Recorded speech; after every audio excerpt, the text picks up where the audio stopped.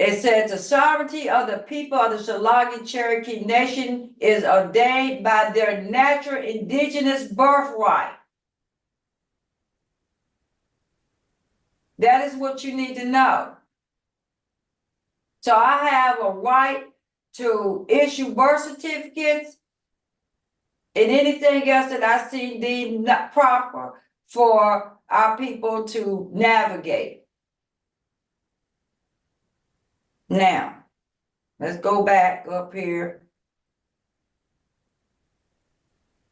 so that you guys can see that it's real.